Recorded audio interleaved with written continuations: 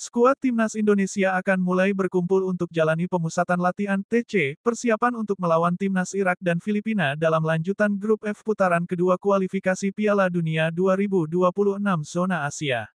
Hal itu diungkapkan oleh Ketua Badan Tim Nasional, BTN, Sumarji.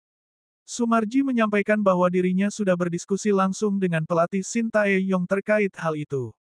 Dia menjelaskan kalau paling lambat semua pemain sudah bisa berkumpul melakukan pemusatan latihan TC pada tanggal 28 Mei tahun 2024. Kemarin saya sudah diskusi dengan Coach Shin, saya tanya tentang rencana pemanggilan pemain yang akan dipakai untuk timnas senior, kata Sumarji, dilansir dari YouTube iNews TV. Insya Allah nanti akan terkumpul tanggal 27 Mei, malam di Jakarta secara keseluruhan. Harapannya juga yang pemain-pemain naturalisasi bisa kumpul sama-sama. Paling telat tanggal 28, sambungnya. Lebih lanjut, Sumarji menyampaikan kurun waktu yang cukup mepet itu, para pemain diharapkan benar-benar bisa memanfaatkan dengan sangat baik. Yang terpenting menurutnya adalah, bagaimana chemistry antar pemain bisa semakin menyatu.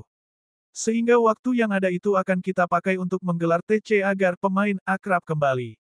Tentu tujuannya untuk membangun chemistry karena ini lebih penting kaitannya dengan chemistry, tutur Sumarji. Sebagaimana diketahui, timnas Indonesia akan kembali melanjutkan perjuangannya di grup F dengan melakoni 2 laga sisa. Duel melawan Irak akan digelar pada tanggal 6 Juni sementara Filipina pada tanggal 11 Juni tahun 2024. Kedua laga tersebut dijadwalkan berlangsung di Stadion Utama Gelora Bung Karno, SUGBK, Senayan, Jakarta. Dua laga ini menjadi laga yang teramat penting bagi timnas Indonesia untuk menentukan nasib apakah akan lolos ke putaran selanjutnya atau tidak. Skuad Garuda sendiri sejatinya memiliki peluang lolos yang sangat besar. Timnas Indonesia hanya butuh satu hasil kemenangan untuk mengunci tiket putaran ketiga kualifikasi Piala Dunia 2026 sekaligus otomatis lolos Piala Asia 2027. Skuad Garuda saat ini duduk di posisi 2 dengan koleksi 7 angka. Mereka unggul 4 angka atas Vietnam yang duduk di urutan 3, dan terpaut 5 angka dari Irak yang sudah memastikan diri lolos. Bukan hal yang mustahil untuk meraih satu kemenangan pada laga antara Irak dan Filipina. Pasalnya, timnas Indonesia bermain di markasnya sendiri. Timnas Indonesia menggelar uji coba jelang vs Irak dan Filipina pada lanjutan grup F kualifikasi Piala Dunia 2026. Hal itu diungkapkan langsung Ketua Badan Tim Nasional, BTN, Sumarji. Skuad Garuda dijadwalkan lebih dulu menghadapi Irak pada tanggal 6 Juni dan Filipina pada tanggal 11 Juni tahun 2024 mendatang.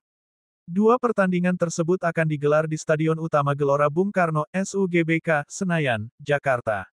Namun, Sumarji masih belum mengungkap siapa yang akan menjadi lawan uji coba timnas Indonesia. Sebab, PSSI masih mencari negara mana yang sekiranya bisa didatangkan ke Indonesia. Kita juga lagi pikirkan lawan mana yang kira-kira bisa datang ke sini, Indonesia. Setelah itu baru kita tanggal 6 lawan Irak dan 11 melawan Filipina, tutur Sumarji.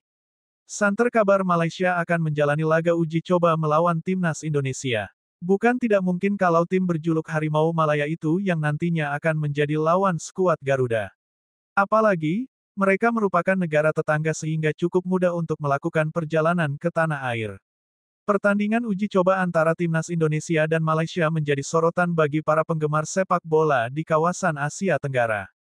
Dua tim ini memiliki rivalitas yang panjang dan intens, yang terkadang memunculkan ketegangan dan emosi di antara para pemain dan pendukung mereka. Dengan kedua tim yang sedang dalam persiapan untuk kompetisi internasional mendatang, pertandingan ini menjadi lebih dari sekadar uji coba, ini adalah kesempatan bagi kedua tim untuk mengukur kekuatan mereka dan menunjukkan kepada dunia sepak bola di mana mereka berdiri. Timnas Indonesia telah mengalami beberapa perubahan dalam komposisi tim mereka, Pak Desin yang berusaha memperkenalkan gaya permainan yang lebih dinamis dan taktis. Dengan pemain-pemain muda yang semakin menonjol dalam kompetisi domestik dan internasional, Timnas Indonesia memiliki potensi untuk memberikan performa yang mengejutkan dalam pertandingan ini. Pemain-pemain seperti Tom Haye Fikri dan Bang maksud saya Jizes telah menunjukkan bakat yang luar biasa, dan mereka akan menjadi kunci dalam upaya Timnas Indonesia untuk meraih kemenangan atas Malaysia. Di sisi lain, Timnas Malaysia juga sedang dalam proses restrukturisasi di bawah arahan pelatih baru mereka. Meskipun hasil terakhir mereka belum mencapai ekspektasi yang diharapkan, Malaysia memiliki sejarah yang kuat dalam sepak bola regional dan telah menunjukkan kemampuan untuk bersaing dengan tim-tim terbaik di Asia Tenggara. Dengan pemain-pemain berpengalaman seperti Safawi Rashid dan Syafiq Ahmad di barisan mereka, Malaysia memiliki potensi untuk memberikan perlawanan sengit kepada timnas Indonesia.